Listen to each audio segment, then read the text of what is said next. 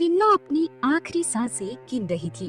बुढ़ापे और बीमारी के चलते अब उसके जीने की आशा समाप्त हो चुकी थी। वो अपने दोनों बेटे रमेश और सुरेश को अपने पास बुलाती है। सुनो रमेश और सुरेश, मुझे नहीं लगता कि अब मैं बचूंगी, इसलिए मैं तुम दोनों को कुछ देना चाहती हूँ। अरे माँ, ये क्या क्या बोल रही हो माँ? कुछ भी बोले जा रही हो। हाँ माँ, तुम कुछ भी बोले जा रही हो। अरे तुम्हें कुछ नहीं होगा, तुम निश्चिंत रहो। कब तक हम ऐसी झूठी आशा पालते रहेंगे बच्चों? मैं समझ चुकी हूँ कि अब मेरा अंत समय आ गया है और मैं अब नहीं बच सकती। परंतु जाने से पहले मुझे तुम दोनों को बहुत महत्व की बात बतानी है। अरे कौन सी महत्व की बात माँ? मेरे पास कुछ अमूल्य और पुश्तैनी वस्तुएं हैं जो हमारे कुल में परंपराओं से आ रही है। मुझे मेरे पिताजी ने दी थी और उन्हें उनके पिताजी ने। मेरे बाद उन वस्तुओं पर तुम दोनों का अधिकार है। उन वस्तुओं से तुम अपनी समस्या से राहत पा सकते हो। रमेश और सुरेश मन में विचार करने लगते हैं कि उनकी माँ कहीं उन्हें किसी खजाने के बारे में तो नहीं बताने वाली, या ऐसी कोई अमूल्य वस्तु है उसके पास जिसे पाकर हम धनवान बन जाएंगे। रमेश, तुम बड़े हो बेटा, इसलिए पहले तुम्हें दे रही हूँ। ये लो, एक सिक्का। क्या? एक सिक्का? सुरेश बेटा, तुम्हारे लिए ये पोटली। एक बात याद रखना, ये पोटली और सिक्के का उसी समय उपयोग करना जब तुम्हें इसकी सबसे ज्यादा आवश्यकता हो या तुम्हें किसी की सहायता करनी हो। ऐसा करने के बाद ही तुम्हारा धनवान बनने का मार्ग खुलेगा। इतना कहकर विमला का देहांत हो जाता है।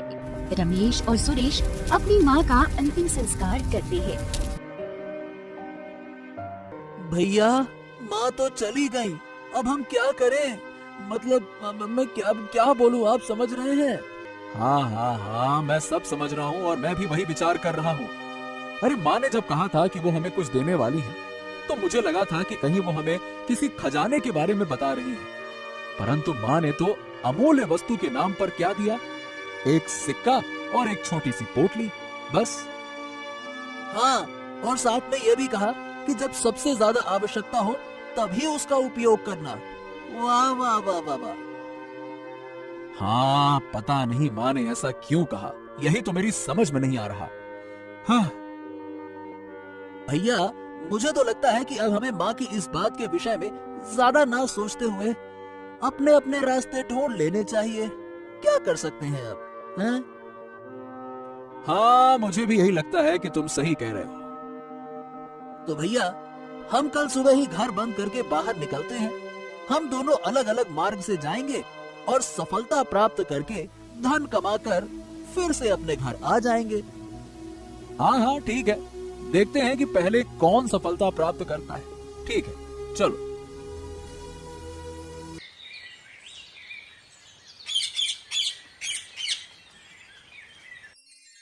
अगले दिन दोनों भाई घर बंद करके अपने अपने मार्ग से चले जाते हैं।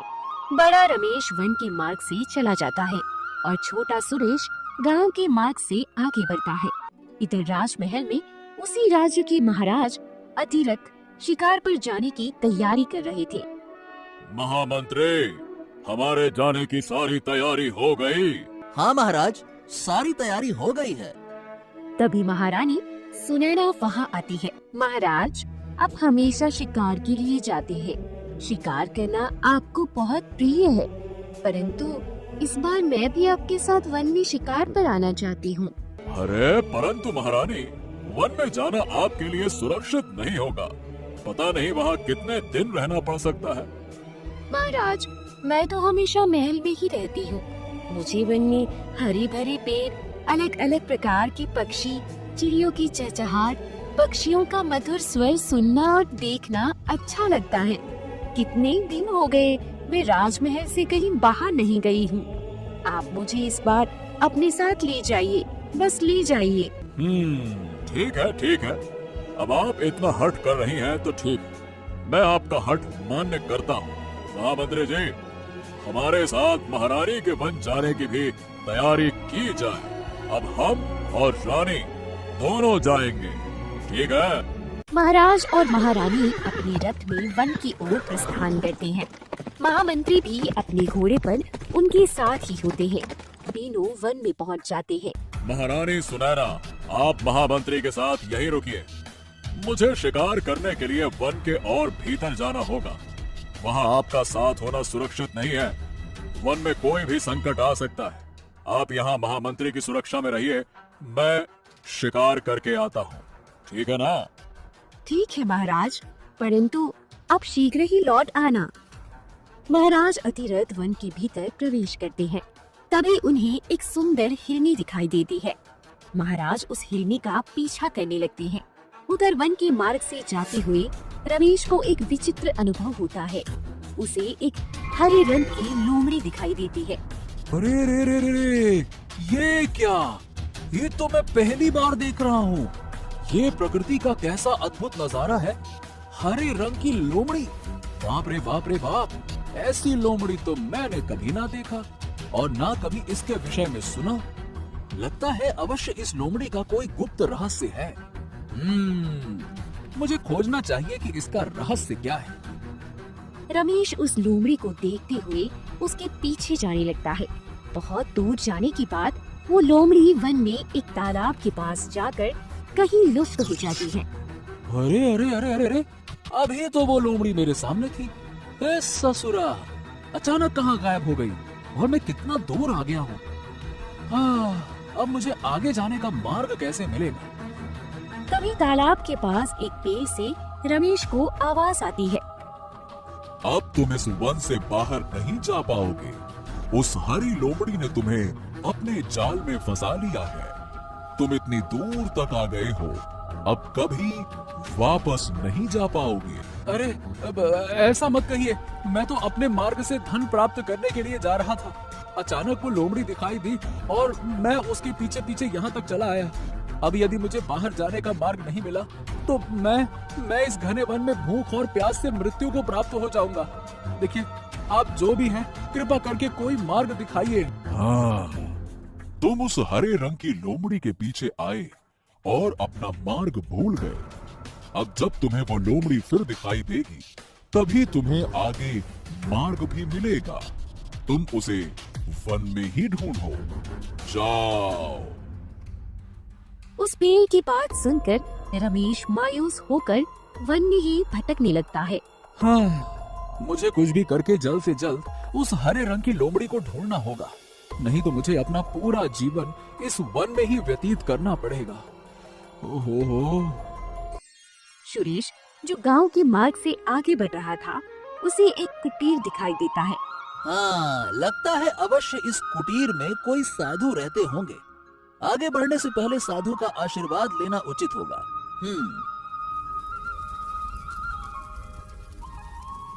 प्रणाम साधु बाबा।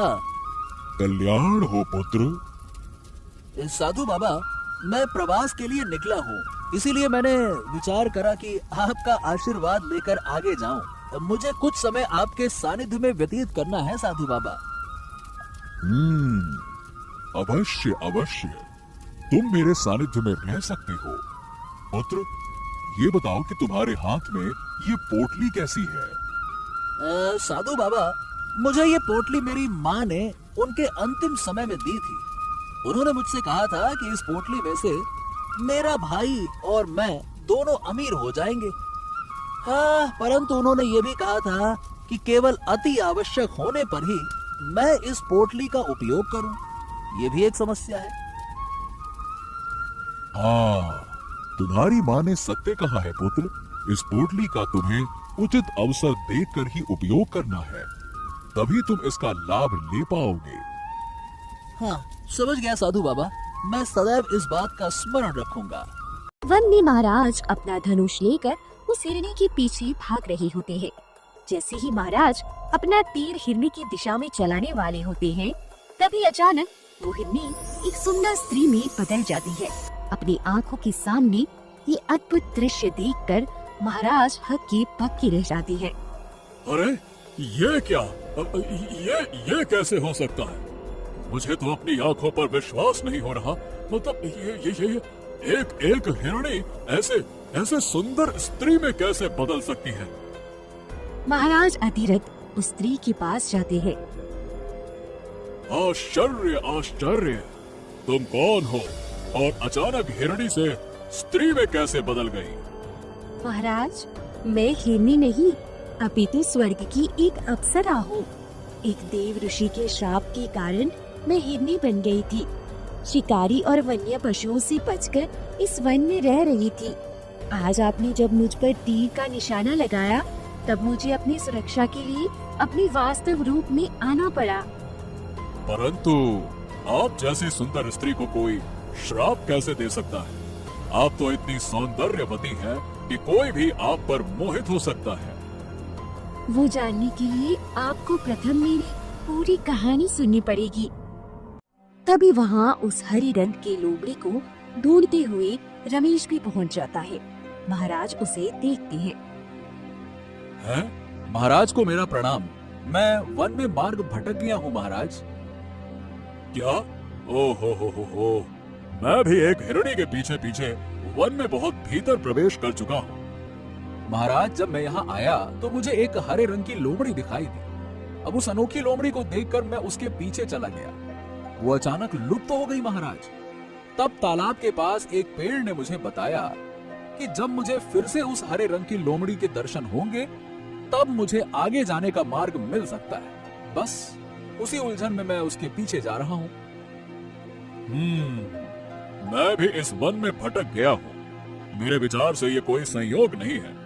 हमें किसी कार्य के कारण यहाँ लाया गया है। देवी, आप कई दिनों से इस वन में रह रही हैं। आपको अवश्य पता होगा कि वो हरे रंग की लोमड़ी कहाँ दिख सकती है। हाँ, परंतु आपको पहले मेरी पूरी कहानी सुननी होगी। उसके बाद आपको समझ आ जाएगा कि वो लोमड़ी आपको कहाँ मिलेगी। अप्सरा ये बात कर ही रही थी कि तभी छोटा भाई सुरेश भी आ जाता है।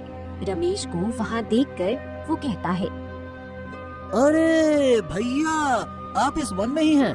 मुझे तो लगा था कि अब तक आप किसी बड़े नगर में जाकर धन प्राप्त कर चुके होंगे। हाँ? अरे नहीं सुरेश, मैं खुद कई दिनों से इसी वन में भटक रहा हूँ। आगे जाने का मार्ग ही नहीं मिल रहा। और मैं ही नहीं, हम सब इस वन में फंस चुके हैं। ओह, ये बात है। तो भैया, अब हम बाहर कैसे जाएंगे? तब अप्सरा बोलने लगती है, महाराज, मैं स्वर्ग से पृथ्वी पर विहार करने आई थी। मैंने एक पेड़ के नीचे एक साधु को तपस्या करते हुए देखा। मैं उस साधु को देखकर उन पर मोहित हो गई और मैंने उनकी तपस्या भंग करने का प्रयास शुरू किया। कुछ देर के बाद साधु की तपस्या भंग हो गई, परंतु साधु बहुत क्रोधित हो गए थे। तुम कौन हो कन्या? और तुमने मेरी तपस्या भंग करने का दुस्साहस क्यों किया? कहाँ से आई हो तुम? हैं? मैं देवलोक से आई हूँ और मैं आपको देखकर आप पर मोहित हो गई हूँ। मैं आपसे विवाह करना चाहती हूँ। नहीं नहीं नहीं नहीं, मैं विवाह नहीं कर सकता। मेरा जीवन सादगी से भरा है और मैं ब्रह्मचारी हूँ, इसलिए मैं तुमसे विवाह नहीं करूंगा। मैंने भगवान महादेव की तपस्या को अपना जीवन बना लिया है। तुमने मेरी तपस्या भंग करके बहुत बड़ा पाप किया है। अब तुम्हें इसका दंड भुगतना होगा। तुम अब इस वन में ही हिरणी बनकर अपना जीवन व्यतीत करोगी। जब तक तुम्हें कोई मुक्त नहीं करता तब तक तुम्हें यहीं रहना पड़ेगा। साधु के श्राप से मैं वही हिरनी के रूप में परिवर्तित हो गई और उस दिन से मैं इस वन में भटक रही हूँ। ओह, ये बात है। तो अब आपको इस श्राप से मुक्त करने के लिए क्या करना होगा? महाराज, हमें शीघ्र ही उस हरे रंग की लोमड़ी का पता लगाना होगा। वो लोमड़ी जहाँ जहाँ जाएगी हमें उसका पीछा करते उसके पीछे पीछे जाना होगा। महाराज, मुझे भी उस पेड़ ने यही बताया था कि तुम उस हरे रंग की लोमड़ी को ढूंढो। ओह, ये बात है। चलो, हम चारों को इस वन में से बाहर जाने का मार्ग ढूंढना है और उसके लिए उस हरे रंग की लोमड़ी का मिलना अनिवार्य है। चारों चलने लगती है। उन्हें एक पेड़ के नीचे एक साधु बैठे हुए दिखाई देते हैं। अप्सरा साधु को देखकर पहचान लेती है कि ये वही साधु है जिन्होंने उसे श्राप दिया था। ऋषिवर, मेरा एक प्रश्न है। जब आपने इस अप्सरा को हिरणी बनने का श्राप दिया तो ये फिर से अप्सरा कैसे बन गई? राजन, मैंने ही इसे श्राप दिया था, परंतु इसके श्राप का निवारण आप ही थे। जब आपने इस वन में प्रवेश किया तब ये श्राप मुक्त हो गई। आप इस पर तीर चलाना चाहते थे, परंतु मैं नहीं चाहता था कि आप इसके प्राण लें, इसीलिए वो अपने वास्तविक रूप में आ गई। तभी वो साधु अपने देव ऋषि की चूक में आ जाते हैं।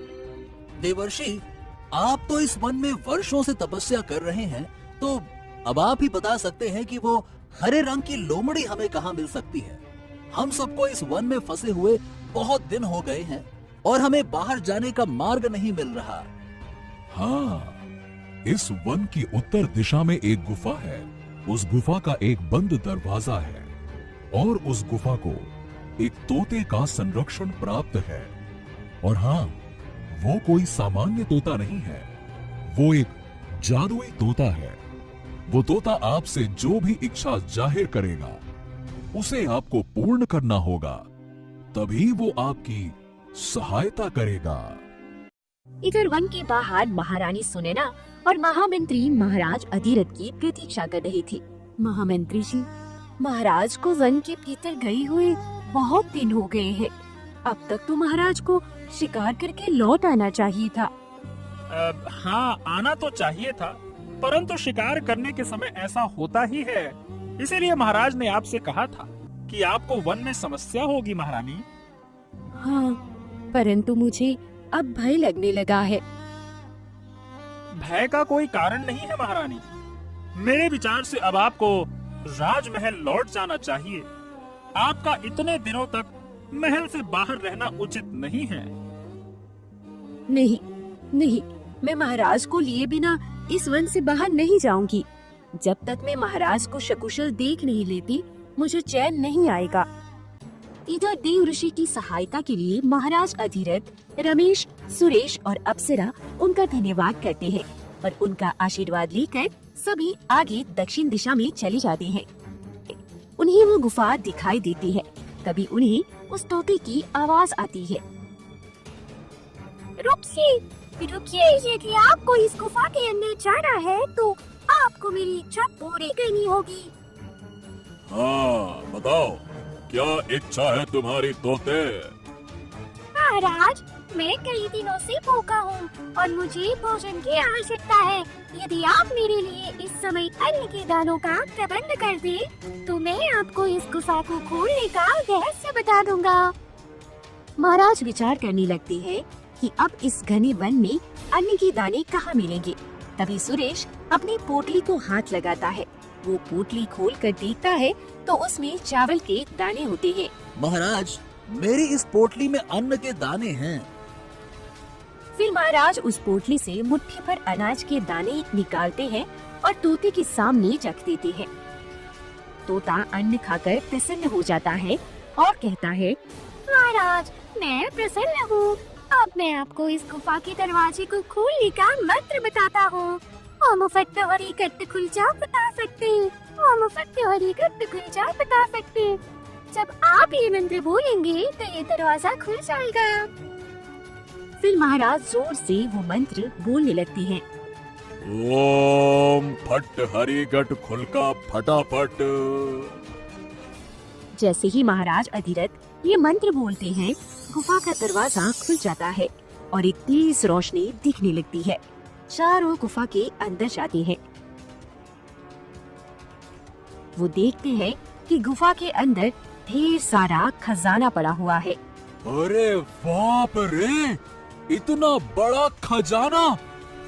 हाँ भैया, इतने खजाने से तो हमारे पूरे जीवन की समस्या ही मिट जाएगी। भैया, ये तो मजा आ गया। जैसे ही वो सब उस खजाने को छूने जाते हैं, वहाँ एक भयानक दानव प्रकट हो जाता है।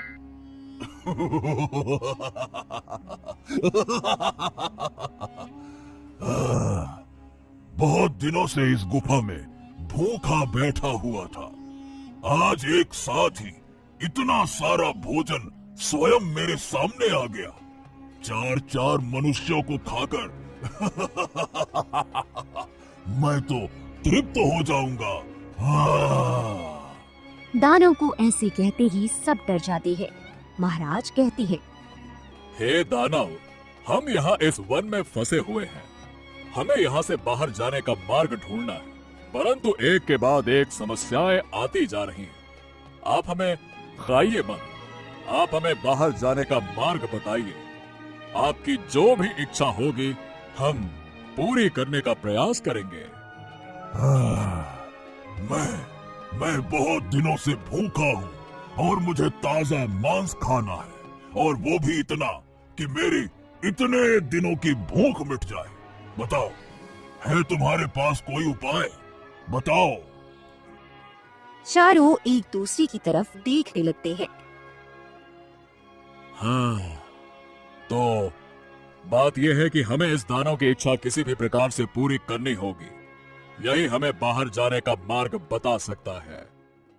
अरे लेकिन परंतु महाराज, इसकी भूख मिटे इतना मांस हम कहाँ से लाएंगे?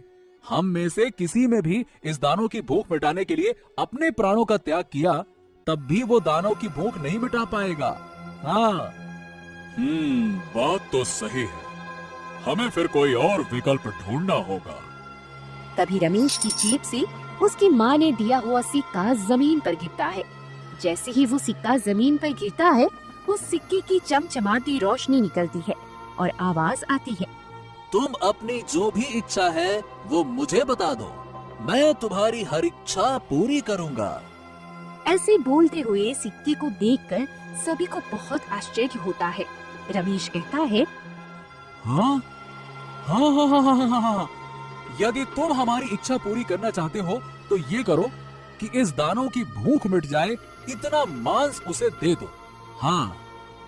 रमेश के ऐसे कहते ही सिक्के की रंग बिरंगी किरणें निकलने लगती है। सिक्का गोल गोल घूमने लगता है और वहाँ मांस के टुकड़ों का ढेर लग जाता है। हाँ तो दानव, हमने तुम्हारी इच्छा पूरी कर दी। देखो, यहाँ इतना सारा मांस है कि तुम अपना पूरा जीवन ये मांस खाओगे तब भी ये कम नहीं होगा। हाँ। दानव मांस खाने लगता है।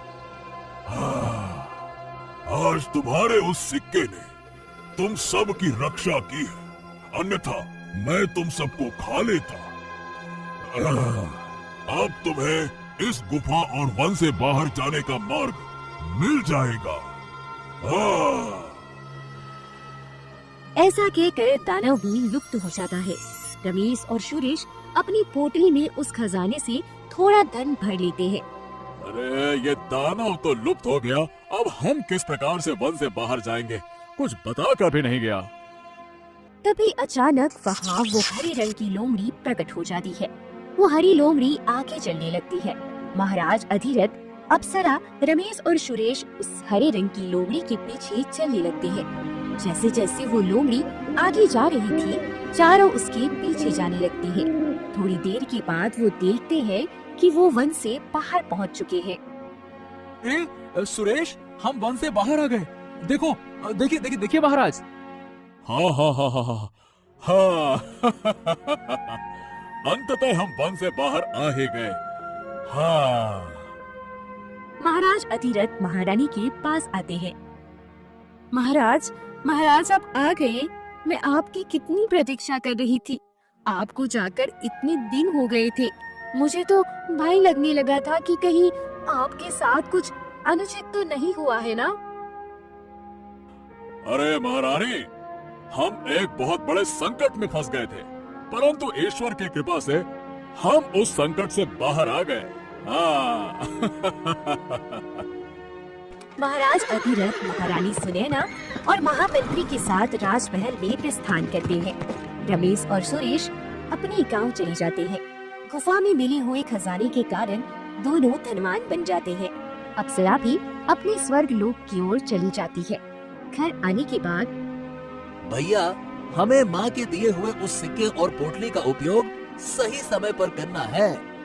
हाँ छोटे भाई, जैसे कि माँ ने कहा था कि हम उस सिक्के और पोटली के कारण धनवान बन गए। उस समय जब माँ ये हमें दे रही थी तो हमने विचार किया था कि हमें लगा था कि पूर्वजों का कोई दिया हुआ खजाना, मूल्यवान वस्तु माँ हमें देने वाली है। परंतु माँ के उस सिक्के और पोटली ने वाकई में हमें वो दे दिया कि हम उसके बारे में कुछ कह नहीं सकते। रमेश और सुरेश सुखपूर्वक अपने आगे का जीवन व्यतीत करने लगते हैं। महाराज अधिरथ भी महल जाने के बाद वन में हुए प्रसंग को महारानी को बताती है। इस बात का शिकार का अनुभव महाराज अधिरथ अनोखा प्रतीत करते हैं।